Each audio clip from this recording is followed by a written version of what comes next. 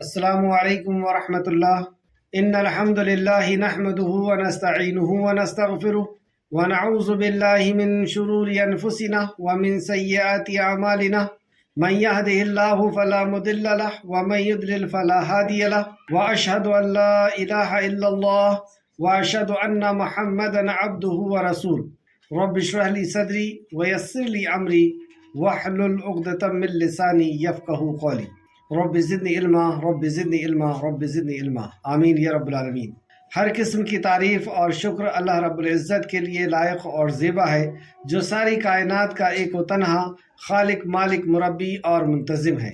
درود و سلام ہو انبیاء اکرام پر، خصوصاً نبی مکرم رحمت للعالمین امام الانبیاء محمد رسول اللہ صلی اللہ علیہ وسلم پر اور آپ کے اصحاب پر، آپ کے ساتھیوں پر۔ معزز سامعین، آج انشاءاللہ سورہ یوسف کی آیت نمبر 43 سے کلاس رہے گی۔ اللہ رب العزت سے دعا ہے کہ اللہ رب العزت ہمیں صحیح معنوں میں قرآن مقدس کو سمجھنے، اس پہ غور و فکر کرنے، اس پہ ایمان لانے اور عمل کے ساتھ لوگوں تک پہنچانے کی توفیق عطا فرمائے، آمین یا رب العالمین۔ سورہ یوسف آیت نمبر 43 لفظی ترجمے پہ غور کریں۔ اعوذ باللہ من الشیطان الرجیم، اے اللہ ہم تیری پناہ میں آتے ہیں شیطان سے۔ بسم اللہ الرحمن الرحیم، اللہ کے نام سے جو بڑا مہربان اور بار بار رحم فرمانے والا ہے۔ وقال، اور کہا، الملک بادشاہ نے، یعنی مصر کے بادشاہ نے کہا، انی بے شک میں، ارا میں دیکھتا ہوں، 7 مصر کے بادشاہ، عزیز مصر، مصر کا وزیر، اور یہ اس وزیر کا بادشاہ، یعنی مصر کا بادشاہ، اس نے ایک خواب دیکھا اور اس خواب کی تعبیر کے لیے بے چین اور پریشان ہو کر کے اپنے دربار کو طلب کیا اور ان کے بیچ میں اپنے خواب کا ذکر کرتا ہے۔ وقالا، اور کہا، الملک بادشاہ نے، انی بے شک میں، ارا میں دیکھتا ہوں، 7 بقرتن گائے، سمان موٹی، یاکلوہن کھا رہی ہیں انہیں، 7 عجاف دبلی، و7 اور 7 سنبلات بالیاں،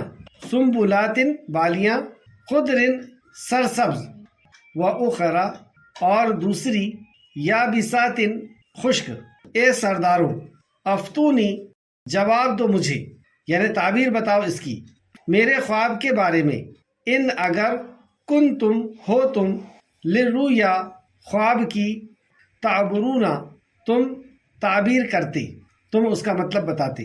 قالو انہوں نے کہا، یعنی دربار کے اندر جو سردار تھے انہوں نے کہا، ادغاسو پریشان، احلام یہ پریشان خواب ہے، وما اور نہیں، نحن ہم، بتاویلی تعبیر کو، احلامی خوابوں کی جاننے والے، یعنی ہم خوابوں کی تعبیر کے جاننے والے نہیں ہیں۔ وقالا اور کہا، الذی اس شخص نے جو نجات پا گیا تھا، منہما ان دونوں میں سے، وذکر اور اسے یاد آ گیا، بعد امتن ایک مدت کے، انا میں، انبئکم بتاتا ہوں تمہیں، بتاویلہ تعبیر اس کی، فارسلون پس بھیجو مجھے، مطلب میں تمہیں اس خواب کی تعبیر بتاتا ہوں، پس تم مجھے جانے دو جیل، یعنی مجھے اس تک پہنچنے دو، یوسف تک۔ اب وہ یوسف علیہ السلام کے پاس جا کر کے یوسف علیہ السلام سے کہتا ہے، یوسف، ایھا صدیق، اے بہت سچے، اے صدیق، افتنا بتاؤ ہمیں، فی 7 بقرۃ 7 گایوں کے بارے میں، سمن موٹی، یاکلوہن کھا رہی ہیں انہیں، 7 عجاف دبلی، و7 اور 7 سنبلات بالیاں، خضر سرسبز، و اخرى اور دوسری، یابساتی خشک، تاکہ میں، ارجعو میں لوٹوں، الی الناس طرف لوگوں کے، لعلہم شاید کہ وہ، یعلمون وہ جان لیں۔ تفسیر آیت نمبر 43۔ یوسف علیہ السلام، پچھلی کلاس میں ہم نے پڑھا کہ یوسف علیہ السلام نے جیل کو پسند کیا اور جیل کے اندر آپ ہیں، اور جیل کے اندر بھی اپنی ذمہ داریوں کا آپ کو احساس، لوگوں کو جہنم کی آگ سے بچانے کی فکر، لوگوں کی آخرت کی فکر، کہ آپ ایسی ٹینشن اور فکر کے اندر، مصیبت کے اندر، جیل کے اندر، وہاں پر بھی دعوت توحید کا فریضہ انجام دے رہے ہیں۔ جیل کے اندر جن دو لوگوں کو خواب کی تعبیر بتائی تھی ان میں سے ایک کو کہا تھا کہ میرے تعلق سے بادشاہ کے سامنے میرے بارے میں بتانا، کیا بتانا کہ میں بے گناہ ہوں اور میرے اوپر یہ الزامات ہیں وغیرہ وغیرہ، لیکن وہ بھول گیا، شیطان نے اسے بھلا دیا، وقت گزرتا چلا گیا۔ آخر کار اللہ رب العزت نے شاہ مصر کو خواب دکھایا اور یہ خواب آپ کی رہائی کا، عزت اور احترام کے ساتھ آپ کی رہائی کا سبب بنا۔ اللہ رب العزت نے شاہ مصر کو جو خواب دکھایا اس کا ذکر آیت نمبر 43، اور بادشاہ نے کہا، یہ بادشاہ مصر کا بادشاہ ہے اور اسی کا وہ وزیر تھے جو عزیز مصر کہلاتے ہیں۔ تو بادشاہ نے کہا، بے شک میں خواب میں 7 موٹی گائے دیکھتا ہوں جنہیں 7 دبلی گائے کھا رہی ہے۔ ایک بہت عجیب سا خواب انہوں نے دیکھا کہ ایک گائے دوسری گائے کو نہیں کھاتی، شیر وغیرہ گائے کو کھاتے ہیں، لیکن انہوں نے ایک موٹی تگڑی، بے شک میں خواب میں 7 موٹی گائے دیکھتا ہوں کہ جنہیں 7 دبلی گائے کھا رہی ہے۔ دبلی گائے ان موٹی گائے کو کھا رہی، اور 7 سبز بالیاں یعنی ہری بھری بالیاں، بالیاں اسے کہتے ہیں جن کے اندر دانے ہوتے ہیں، چاہے تو گیہوں کے دانے یا اور بھی کسی دوسری دال وغیرہ کے، چاول وغیرہ کے دانے، اس کو جس کے اندر دانے ہوں اس کو بالیاں کہتے ہیں۔ اور 7 سبز بالیاں یعنی ہری بھری بالیاں، اور دوسری خشک، اور بھی بالیاں دیکھی وہ خشک تھی لیکن 7 بالیاں ہری بھری تھی۔ اے درباریوں، یعنی اس نے وہاں پر دربار کو طلب کیا، اگر تم خواب کی تعبیر کر سکتے ہو تو مجھے میرے خواب کی تعبیر بتاؤ۔ اگر تم خواب کی مطلب جان سکتے ہو، بتا سکتے ہو، تو اس خواب کا مطلب بتاؤ۔ تفسیر جلد نمبر 3 صفحہ نمبر 362۔ صاحب مصر کا خواب، یہ بادشاہ مصر کے اس خواب کا ذکر ہے جسے اللہ تعالیٰ نے حضرت یوسف علیہ السلام کے قید خانے سے نہایت عزت و اکرام کے ساتھ رہائی کا سبب بنایا۔ یعنی یہ خواب آپ کا عزت اور اکرام کے ساتھ رہائی کا سبب بنا۔ بادشاہ نے جب یہ خواب دیکھا تو وہ اس سے بہت گھبرایا اور اس خواب اور اس کی تعبیر کے بارے میں پریشان ہو گیا، کیونکہ بادشاہ ہے، پورے ایک ذمہ داری والا منصب ہے، اور یہ خواب جو لگ رہا ہے کہ اس کے پیچھے ضرور کوئی راز ہے، یہ کوئی عام خواب نہیں ہے اور اس کی تعبیر بھی پتہ نہیں چل رہی، تو اس نے اپنا دربار طلب کیا جس میں کاہن تھے، نجومی تھے اور سردار تھے اور عمرہ وغیرہ جو سلطنت کے اہم عہدیداران تھے وہ سب وہاں پر حاضر ہوئے، وزیر وغیرہ سب حاضر ہوئے، اور کاہن، نجومی، ستارہ پرست اور جوتشی وغیرہ یہ ان کے دربار کے اندر ایک اہم کردار ادا کرتے تھے، یعنی ان کے ہاں علماء کی حیثیت تھی ان کی۔ تو ان سب کو بلایا اور ان سے پوچھتا ہے کہ میں نے یہ خواب دیکھا ہے، کیا ہے اس کی تعبیر، کیا مطلب ہے، کس چیز کا اشارہ مجھے کیا جا رہا ہے؟ تو ان لوگوں نے کہا کہ یہ تو پریشان خواب، یعنی اس کے اندر بہت سی چیزیں ہیں اور ہمیں خواب کی تعبیر کا کوئی علم نہیں، ہمیں اس کا علم نہیں۔ اور واقعی نجومی اور ساحروں کے پاس کیا اس کا علم ہو سکتا ہے؟ تو انہوں نے کہا کہ ہمیں اس کا علم نہیں ہے۔ آیت نمبر 44، انہوں نے کہا یہ پریشان خواب ہے، ہم خوابوں کی تعبیر جاننے والے نہیں ہیں۔ اور وہ شخص جس نے دونوں قیدیوں میں سے نجات پائی تھی، اس یوسف مدت بعد یاد آ گیا۔ جیسے یہ خواب کا ذکر بادشاہ نے کیا تو وہاں پر وہ شخص بھی تھا جو یوسف علیہ السلام کے ساتھ جیل میں تھا، اور یوسف علیہ السلام کو اس نے اپنا خواب بتایا تھا، اور اس خواب کی تعبیر یوسف علیہ السلام نے کی تھی کہ تم یہاں سے رہا ہونے والے ہو، اور صرف رہائی نہیں ہونے والے ہو، تمہیں ایک راج گھرانے کے اندر بادشاہ کے قریب تمہیں ایسا اونچا منصب دیا جانا ہے کہ وہاں تم شراب نچوڑو گے اور بادشاہ کو پیش کرو گے، ایسا خاص کام تم کو دیا جانا ہے۔ تو ایک ملزم جو قید کے اندر ہے اسے اتنی بڑی بشارت سنانا، اس کے خواب کی اتنی بڑی تعبیر بتانا کہ تم صرف رہا نہیں ہونے والے ہو بلکہ تمہیں راج گھرانے میں ایک بڑا مقام ملنے والا ہے، ایک بڑی سیٹ اور ایک بڑا عہدہ ملنے والا ہے۔ اور جب وہ رہا ہوا تو اس کے خوشی کا کیا عالم ہوگا، اور پھر ویسا ہی ہوا جیسا یوسف علیہ السلام نے اس کے خواب کی تعبیر کیے تھے کہ اسے راج گھرانے میں پھر سے جگہ ملی اور وہ بادشاہ کو شراب پلانے لگا۔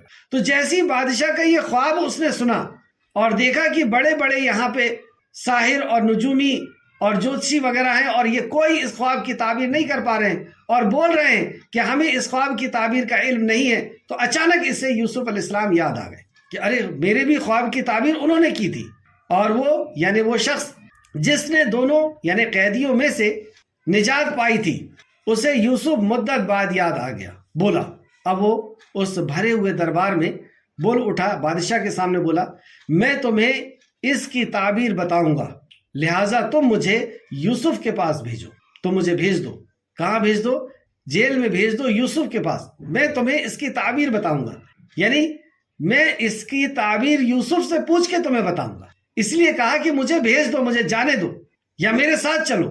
اسے بادشاہ نے جانے کی اجازت دی، کیونکہ بادشاہ کو جب یہ پوری بات پتہ چلی کہ یہ جیل میں تھا اور اس نے خواب دیکھا تھا اور اس نے خواب کا ذکر یوسف سے کیا تھا اور یوسف علیہ السلام نے جیسا بتایا تھا ہو بہو ویسا ہی ہوا، تو بادشاہ نے فوراً اسے جانے کی اجازت دی تھی۔ یہ یوسف علیہ السلام کے پاس پہنچتا ہے اور کہتا ہے، اے یوسف، بہت ہی سچے صدیق ہیں آپ بہت ہی سچے ہیں۔ کیوں کہا ایسا؟ کیونکہ آپ نے جو کہا تھا اور جو ہم آپ کا کردار دیکھ رہے تھے جیل کے اندر، ہم آپ کو حسن اخلاق کے اندر ایک بہترین مقام پر دیکھ رہے تھے، اور جو آپ نے کہا تھا، جو تعبیر کی تھی، وہ ویسی کی ویسی ہوئی۔ آپ واقعی صدیق ہیں، آپ واقعی سچے ہیں۔ اور پھر اپنے بادشاہ کے خواب کو پیش کیا۔ ہمیں اس خواب کی تعبیر بتائیں کہ 7 موٹی گائے ہیں جنہیں 7 دبلی گائے کھا رہی ہے، دبلی گائے موٹی گائے کو کھا رہی ہے، اور 7 ہری بھری بالی ہے اور دوسری خشک بالی، یعنی 7 ہری بھری بالی ہے کے بعد اس کے علاوہ جو بالیاں ہیں وہ خشک ہیں، تاکہ میں لوگوں کے طرف لوٹوں تاکہ وہ جان لیں، یعنی بادشاہ اور وزیروں کے طرف، تاکہ وہ جان لیں اس کا مطلب کیا ہے، کیا خبر دی جانے والی ہے، کیا مصیبت یا کیا راحت مصر کی طرف آنے والی ہے، کیا ہے اس کا راز۔ بادشاہ نے دیکھا ہے تو کیا ہونا چاہیے تھا؟ جب یہ شخص آ کر کے یوسف علیہ السلام سے خواب کی تعبیر پوچھتا ہے تو کیا کہنا چاہیے تھا یوسف علیہ السلام کہ جب اٹک گئے ہو خواب میں تو میرے پاس آئے ہو، اتنے سال سے کہاں تھے؟ تم نے کیا میرا کام؟ میں نے کہا تھا نا بادشاہ کو بتانا، بھول گئے تم مجھے؟ میں تمہارے کام آیا اور تم مجھے بھول گئے؟ یہ ساری باتیں ہم لوگ کرتے ہیں، کیونکہ ہم اگر کسی کو سپورٹ کر رہے ہیں، کسی کا کوئی کام بنا رہے ہیں، کسی کے کوئی کام آ رہے ہیں، تو ہماری نظر میں یہ ہوتا ہے کہ وہ بھی بدلے میں ہمارے کام آئے۔ ہم اس قدر مطلب پرست ہوتے ہیں، ہم کسی کے لیے کچھ کرتے ہیں تو بدلے میں اسی سے بدلہ چاہتے ہیں، لیکن مومن جب کسی کے لیے کچھ کرتا ہے تو بدلہ اللہ سے چاہتا ہے، ایک بات۔ دوسرا یہ کہ اس کا بھول جانا یہ تقدیر میں سے تھا، اس کے یاد رہنا یا ہو جانا یہ سب ہوتا، کہتے کرتے، ایسا نہیں کیا اس لیے ایسا نہیں ہوا، یہ سب توحید کے منافی بات ہے۔ جو اللہ نے تقدیر میں لکھا تھا وہی ہوا، اس سے خالق نے لکھ دیا تھا مجھے اتنے سال یہاں رہنا ہے، اور اس نے میرا کام نہیں کیا، میں نے اس کا کام کیا، تو میں نے اس کا جو کام کیا تھا، اس کو جو خواب کی تعبیر بتائی تھی، تو اس کے لیے بدلہ اللہ رب العزت سے چاہنا تھا، مجھے اس سے نہیں چاہنا تھا۔ لیکن ہم کسی کے کام آتے ہیں اور وہ ہمارے کام نہیں آیا ہمارے بگڑی وقت میں، تو ہم فوراً بول اٹھتے ہیں کہ میں نے تمہارا اتنا ساتھ دیا، میں نے تمہارے اس مصیبت کے وقت میں اتنے پیسے دیا تھا یا اس مصیبت سے بچایا تھا، اور آج میرے اوپر مصیبت آئی تو تم نے پیٹھ دکھا دی۔ یعنی ہم نے اس کے لیے ہی کام کیا تھا، اللہ کے لیے نہیں۔ تو جو بندے اللہ کے لیے کام کرتے ہیں تو وہ سامنے والے سے بدلہ نہیں چاہتے، وہ اللہ سے بدلہ چاہتے، وہ بھول جاتے ہیں کر کے۔ تو یوسف علیہ السلام نے نہ ڈانٹا ڈپٹا اور نہ یہ کہا کہ جا کے بادشاہ سے کہو کہ خوب اچھا تم نے کیے تھے میرے ساتھ، بے گناہ کو تم نے اتنے سال جیل میں رکھے ہو، پہلے مجھے باہر نکالو، معافی مانگو میرے سے، پھر میں بتاؤں گا خواب کی تعبیر، نہیں تو مرو، پورے جانے والے ہو، پورا مصر ختم ہونے والا ہے، 7 سال ایسے آئیں گے کہ تمہاری پوری عقل ٹھکانے آ جائے گی۔ ایسا کچھ بولنا چاہیے تھا کہ میرے پاس تو اب بہت بڑا علم آ چکا ہے کہ کیا ہونے والا ہے مصر کے ساتھ، اور تم نے میرے ساتھ کیا کیے تھے، جیل میں ڈالے تھے بے گناہ شخص کو، آؤ میرے پاس معافی مانگو، جیل سے نکالو۔ کچھ نہیں، نہ ڈاٹا ڈپکا، نہ جیل سے نکلنے کے لیے کوئی شرط لگانے، جیسے ہی اس نے خواب بتایا فوراً تعبیر کر رہے۔ اللہ اکبر، کس قدر چیزیں سیکھنے کو مل رہی ہے۔ یوسف نے کہا تم 7 سال لگاتار کاشت کرو گی، یعنی کھیتیاں کرو گے 7 سال۔ یہ 7 سال تعبیر آپ نے کی گائے سے، کیونکہ گائے سبب ہوتی ہے کاشتکاری کے لیے، کھیتی کے لیے، کھیتی میں ہل چلانے کے لیے گائے کا استعمال کیا جاتا ہے۔ تو گائے کو آپ نے سال سے تعبیر کی کہ 7 گائے تھی، 7 سال لگیں گے. 7 موٹی گائے ہیں جنہیں 7 دبلی گائے کھا رہی ہے، یعنی 7 سال بہت اچھے ہوں گے اور 7 سال بہت سخت آنے والے، اور وہ جو سخت سال ہیں وہ اچھے سالوں کا فائدہ حاصل کریں گی. اور 7 ہری بھری بالیاں ہیں اور دوسری خشک. اس کی تعبیر کرتے ہیں چنانچہ تم جو فصل کاٹتے ہو وہ اس کے بالیوں میں ہی رہنے دو. جو تم فصل کاٹتے ہو اس کو بالی میں ہی رہنے دینا، کیونکہ 7 سال خوب اچھی کاشتکاری ہوگی، خوب اچھی کھیتی ہوگی، اچھا بارش ہوگی اور اچھی فصل ہوگی. تو اس دانے کو بالی سے نہیں نکالنا، اس کو اسی کے اندر رہنے دینا. کیا حکمت ہے اس میں؟ دیکھیے صرف خواب نہیں بتا رہے، خواب کی تعبیر نہیں بتا رہے، صرف خواب کی تعبیر کے ساتھ ساتھ جو مصیبت تم پہ آنے والی ہے اس کا حل بھی بتا رہے ہیں کہ دیکھو 7 سال تو بہت اچھی بارش ہوگی، خوب اچھی فصل ہوگی، لیکن 7 سال سوکھا پڑنے والا ہے، بارش نہیں ہوگی، زمین سے کوئی غلہ نہیں نکلے گا. اور 7 سال سوکھا پڑنا، اگر اچانک 7 سال سوکھا پڑ جائے بغیر دانہ اسٹور کیے ہوئے تو مرنے پر پورا مصر مجبور ہو جائے گا. اور مصر نہیں، یہ آس پاس کے علاقوں میں بھی ایسا ہونے والا ہے. آس پاس کے لوگ مصر سے مانگنے کے لیے، مصر کے پاس بھیک مانگنے کے لیے آنے والے ہیں. تو ایسے سخت دن آنے والے ہیں. بادشاہ کا خواب کوئی معمولی خواب نہیں ہے یہ. تو جو 7 سال اچھی فصل ہوگی تو اس کے دانے کو بالیوں سے نہیں نکالنا. کیا حکمت ہے کہ بالی سے اگر دانے نکل جائیں گے تو اس میں گھن لگ جائے گا، اور بالی کے اندر اگر دانے رہیں گے تو وہ پرزرو کر کے رکھتا ہے دانے کو بالیاں. یہ اللہ رب العزت کا نظام ہے، تو اسے مت نکالنا سوائے تھوڑے سے غلے کے جو تم محفوظ رکھو گی، یعنی تھوڑے سے غلے کے جو سال بھر کام آ جائیں اور جو بیچ کے کام آئیں، اتنا بھر بچا لینا. یعنی اتنی بالیوں سے دانے نکالنا جن کو تم کھا سکو اور جن کو پھر سے تم بو سکو، جن کو پھر سے تم لگا سکو. پھر اس کے بعد کیا ہوگا؟ یہ 7 سال اچھے ہوں گے اور ان کے ٹائم میں اسٹور کر کے رکھنا ہے اچھے دنوں میں، تاکہ برے دنوں میں تمہارے کام آئیں گے. اور اسٹور کرنے کا یہ طریقہ رہے گا، اس طریقے سے وہ اسٹور ہوگا. پھر اس کے بعد اللہ رب العزت نارمل دن لے کر کے آئے گا تو پھر نارمل طریقے سے بارش ہوگی. تو بتایا پھر اس قحط سالی کے بعد 1 سال آئے گا، اس میں لوگوں پر بارش ہوگی اور وہ اس میں رس نچوڑیں گے. یعنی اس کے بعد بارش ہوگی، اللہ کی رحمت نازل ہوگی. اور جب اللہ کی رحمت نازل ہوتی ہے تو ہر چیز پھلتی پھولتی ہے. یعنی زیتون خوب اگے گا، اس کے تم رس نکالو گے، اور بھی دوسری چیزیں ہوں گی، دودھ ہوگا، خوب اس کو نچوڑو گے. تو اس طریقے سے تمہارے لیے اچھے دن پھر سے 7 دونی 14 اور 15واں سال جو ہوگا وہ تمہارے لیے خوشحالی کا سال ہوگا. یہ تعبیر سن کر کے جو دربار سے آیا ہوا شخص تھا، یعنی جو شراب نچوڑ کر کے دیتا تھا، وہ بادشاہ کے پاس پہنچتا ہے. آیت نمبر 50. بادشاہ نے کہا تم اسے میرے پاس لے آؤ. یعنی جیل سے رہائی کا پروانہ دیا گیا کہ اسے میرے پاس لے آؤ. کیوں؟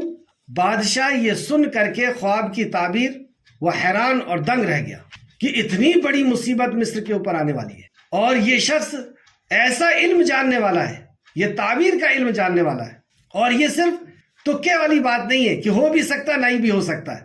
ایسا ایک خواب پہلے بتا چکا ہے اور وہ شخص میرے سامنے ہے جس کے خواب کی اس نے تعبیر کی ہے. تو یہ تعبیر کا اتنا عظیم علم جانتا ہے یہ شخص، اس لیے اسے نکالو.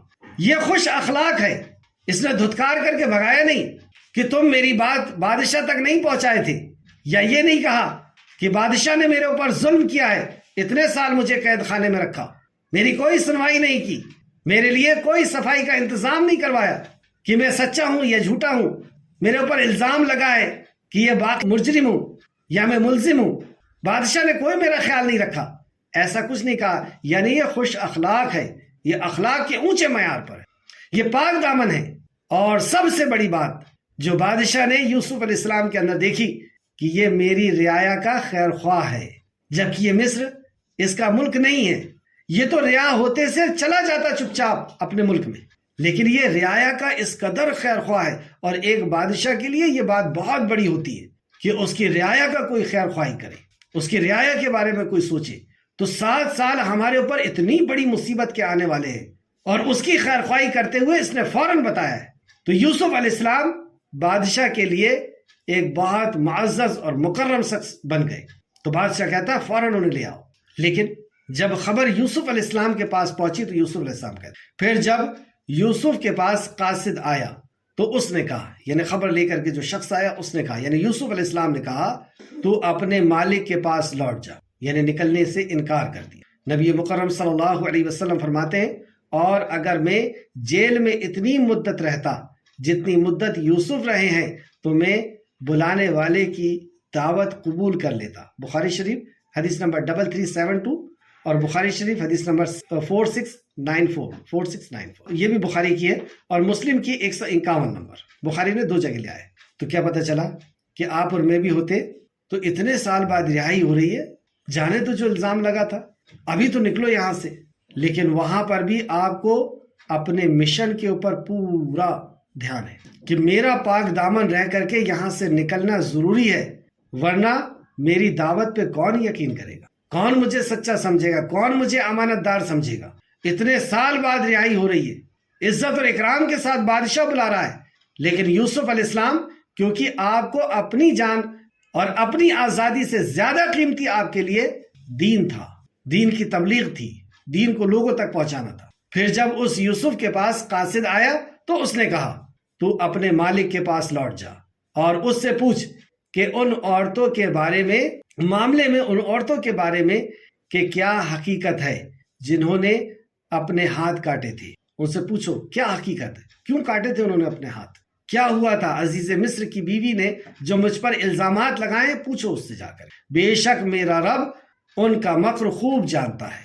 یہاں پہ اللہ کی معرفت کہ میرا رب وہ ہے جو سب کے مکر کو جانتا ہے، چال بازیوں کو جانتا ہے، تدبیروں کو جانتا ہے۔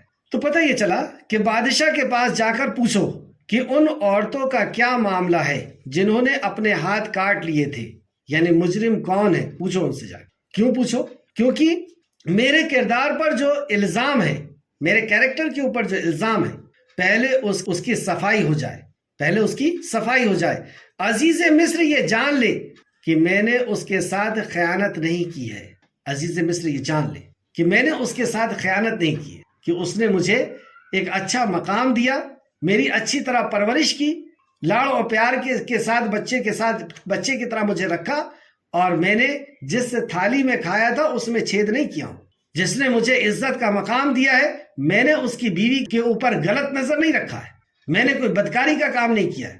عزیز مصر جان لے، اور عزیز مصر کے ساتھ مصر والے بھی جان لے کہ میں ایسا امانت میں خیانت کرنے والا شخص نہیں ہوں، میں کوئی ایسا مجرم نہیں ہوں کہ جو پرائی عورتوں کے اوپر نظر رکھے۔ یہ سب کیوں کہہ رہے ہیں؟ تفسیر احسن البیان سے بھی کچھ بات سن۔ جیل سے نکلنے کو پسند نہیں فرمایا، جیسی خبر آئی تھی ویسی جیل سے نکلنے کو پسند نہیں فرمایا۔ کیوں؟ صرف دین کے دعوت کے کام کی ہی فکر تھی کہ ایک بدنام شخص کی دعوت کون سنے گا، تو جیل سے نکلنے کو پسند نہیں فرمایا، بلکہ اپنے کردار کی بلندی اور پاک دامنی کے اسباب کو ترجیح دی کہ یہ بہت اچھا وقت ہے کہ اس وقت میری بے گناہی کا ثبوت مل سکتا ہے، تاکہ دنیا کے سامنے آپ کے کردار کا حسن اور اس کی بلندی واضح ہو جائے۔ کیوں اپنے آپ کو ثابت کرنا چاہ رہے ہیں؟ کیونکہ یہ کہتے ہیں تفسیر احسن البیان، کیونکہ داعی اسلام کے لیے پاک دامنی اچھا کردار بہت ضروری ہے، داعی اسلام کے لیے، کیونکہ آپ جانتے تھے کہ مجھے اس پیغام کو لوگوں تک پہنچانا ہے، اور ایک بدنام شخص کی کون بات سنے گا، یا میرے اس کام کے اندر رکاوٹ پیدا ہوگی۔ اللہ اکبر، کس قدر فکر ہے دین کی، اپنی ذات کی، اپنی آزادی کی، اپنی زندگی کی، کسی چیز کی کوئی پرواہ نہیں، صرف پرواہ ہے، صرف فکر ہے تو یہ دین کی کہ یہ کیسے لوگوں تک پہنچے گا۔ بہت بڑی عبرت ہے یہ ہمارے لیے۔ ہمارے اوپر اگر کوئی الزام لگائے تو ہم سب کام کو چھوڑ کر کے اور اپنی زندگی کے پیچھے لگ جاتے ہیں، دین کی فکر کو چھوڑ دیتے ہیں۔ آیت نمبر 51، جب خبر یہ پہنچی بادشاہ کے پاس کہ انہوں نے نکلنے سے انکار کر دیا، جیل سے باہر، اتنے سالوں کے بعد جیل سے باہر آنے کے لیے انکار، کہ پہلے ان عورتوں سے پوچھو کہ کیوں میرے اوپر کیسا الزام لگایا گیا تھا، یہ سچ بات تھی، وہی میری گواہی دیں گی جن کی وجہ سے مجھے جیل میں لایا گیا۔ تو بادشاہ نے ان عورتوں کو طلب کر لیا، یہ ساری عورتیں بادشاہ کے دربار میں آ چکی۔ آیت نمبر 51، بادشاہ نے عورتوں سے کہا تمہارا معاملہ کیا ہے جب تم نے یوسف کو اس کے جی سے پھسلایا تھا؟ کیا معاملہ ہے اس وقت کا جب یوسف کو برگلایا گیا تھا، پھسلایا گیا تھا؟ وہ بولی حاشا للہ، اللہ کی پناہ ہمیں اس کی ذات میں کوئی برائی معلوم نہیں۔ عزیز مصر کی بیوی نے کہا، یہاں پہ کیا بات پتہ چل رہی ہے کہ دو طرح کی عورتیں ہیں، ایک عزیز مصر ہے اور دوسری وہ عورتیں بھی ہیں جنہوں نے ہاتھ کاٹے تھے۔ تو پہلے جنہوں نے ہاتھ کاٹے تھے وہ بول پڑی کہ اللہ کی پناہ ہمیں اس کی ذات میں کوئی برائی معلوم نہیں۔ تو یوسف کی ذات میں ہم نے کوئی برائی نہیں دیکھا، یعنی یہ پاک دامن ہے، اس نے ہمارے اوپر غلط نظر نہیں رکھی، اس نے ہمیں نہیں اکسایا یا ہمارے ساتھ غلط کام کرنے کے بارے میں نہیں سوچا۔ تو اللہ کی پناہ ہم اس پہ الزام لگائیں، اس بات کے لیے ہم اللہ کی پناہ میں آتے ہیں۔